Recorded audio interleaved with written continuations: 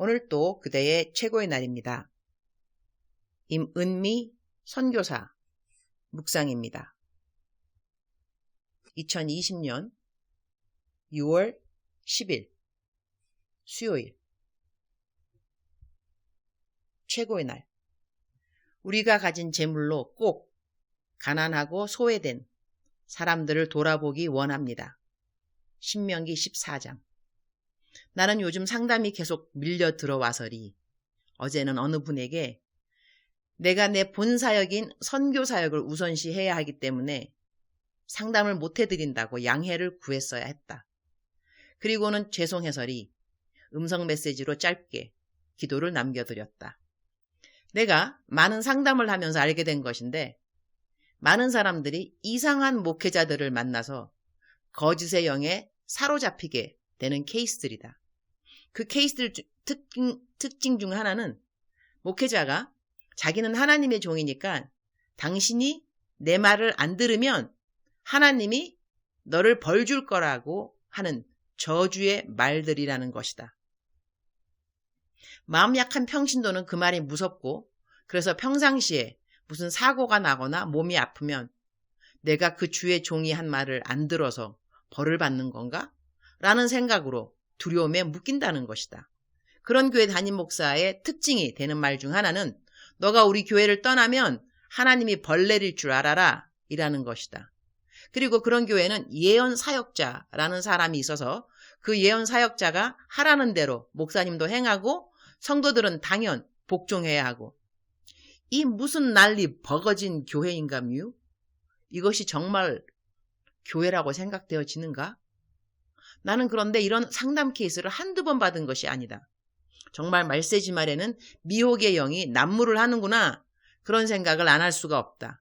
잠언 26장 2절 말씀에 까닭 없는 저주는 참새가 떠도는 것과 제비가 날아가는 것 같이 이루어지지 아니하느니라 라고 명확하게 까닭이 없는 저주는 그 저주를 목사님 아니라 그 어느 신령해 보이는 사람이 한다 하더라도 임하지 않는다는 것이다. 그런 교회 다니면서 나에게 교회를 옮겨야 하나요? 묻는 분들도 많은데 나는 그런 교회이면 가능하면 빨리 옮기라고 말해준다. 이란에 거의 가깝다고 봐도 된다. 교회는 어떤 곳이어야 하는가? 하나님과 예수님의 이름이 드러나야 하고 그리고 공동체를 통하여 하나님의 사랑을 배우고 실천할 수 있어야 하는 곳이다. 교회의 담임 목사님이 신격화되거나 예언 사역을 하는 어느 사역자가 하나님 말씀보다 더 권위가 있게 된다면 그런 곳을 이단이라고 하는 것이다. 주님 오실 날 얼마 안 남았는데 더더욱 신앙생활 열심히 해야 하는 거 아닐까? 사람 눈치 보면서 교회 다니고 사람한테 잘 보여야 하고 마음은 두려움과 공포와 불안이 가득하고 그런 교회를 다니고 있다고 한다면 얼른 다른 교회로 옮길 것을 나는 권면한다. 교회를 가면 마음이 평안해야지. 도리어 불안하고 두려우면 상식적으로 생각해도 이상하지 않은가? 신명기 14장 29절. 너희 중에 분깃이나 기업이 없는 레위인가? 내 성중에 거류하는 객과 및 고아와 과부들이 와서 먹고 배부르게 하라. 그리하면 내 하나님 여호와께서 내 손으로 하는 범사에 내게 복을 주시리라. So that the Levites who have no allotment or inheritance of their own, and the aliens, the fatherless, and the widows who live in your towns may come and eat and be satisfied, and so that the Lord your God may bless you in all the work of your hands. 11조에 대한 말씀이 신명기 14장에 나오는데 11조에 대한 설명을 내 묵상에서 다 하기보다는 오늘의 묵상 말씀에서 11조가 어떻게 쓰여졌는가 그 수혜자들에 대한 생각을 좀 써보고자 한다.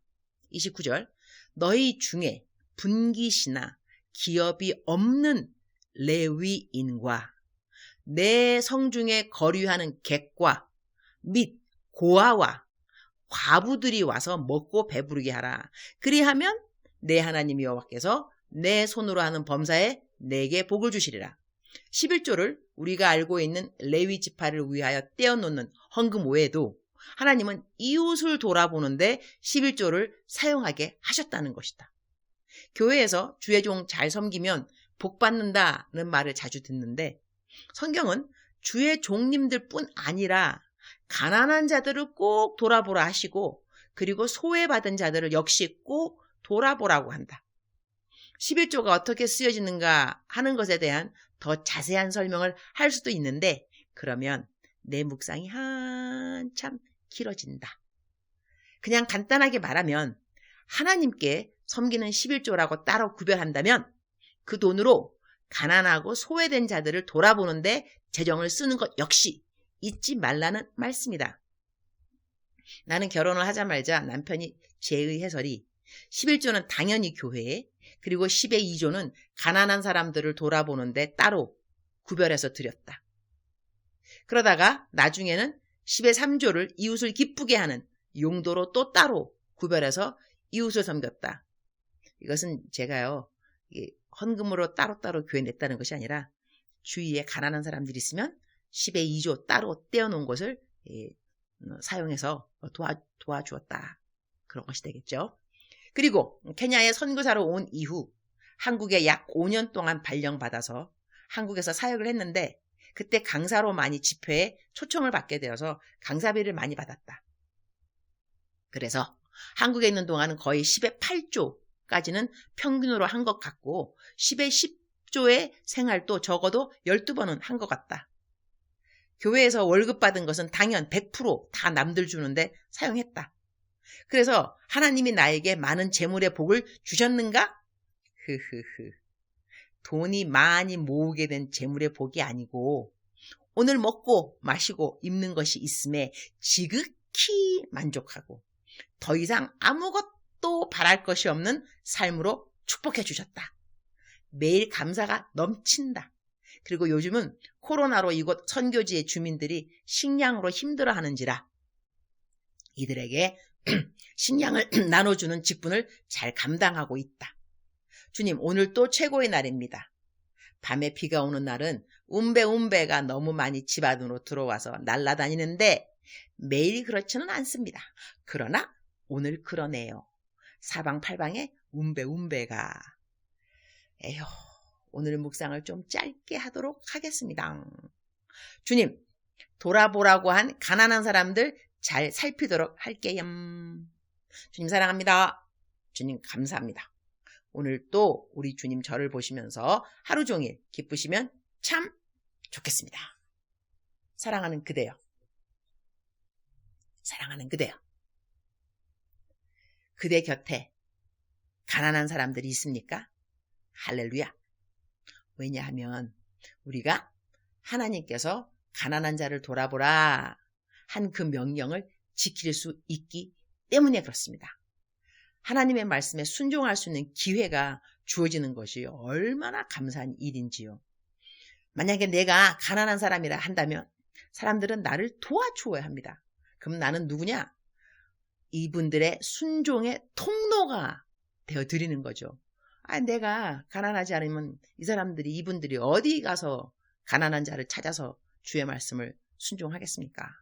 그러니까 내가 오늘 내 손에 남들을 도와줄 수 있는 재정이 있다 한다면 가난한 자를 돌아볼 수 있는 그 명령에 순종할 수 있으니 감사하고 내가 오늘 내 손에 재물이 별로 없어서 남들을 못 도와줄 것 같으면 남들로 하여금 도움을 받는 자리에 있음으로 말미암아 그들로 하여금 순종할 수 있도록 내가 도구가 되어주는 것이니까 감사하고 그러니까 감사하고 그럴수록 감사하고 그러면서 감사하고 그럼에도 감사하고 그것까지 감사하고 할렐루야. 사랑하는 그대여. 오늘 또 우리 힘차게 살아보도록 합시다. 주님 오실 날 얼마 남지도 않았는데 부지런히 잘 살아야죠. 불평불만, 좌절, 근심, 걱정 이런 거 forget it. 영어가 막 저절로 나오네. forget it. 다 그만 집어치우고 오늘 또 내가 지킬 수 있는, 내가 할 수 있는 하나님께서 하라고 하신 그 말씀 할 수 있는 만큼 순종하면서 열심히 하루를 잘 살아가는 그대 축복합니다. 사랑하는 그대여 가자. 사랑합니다. 축복합니다.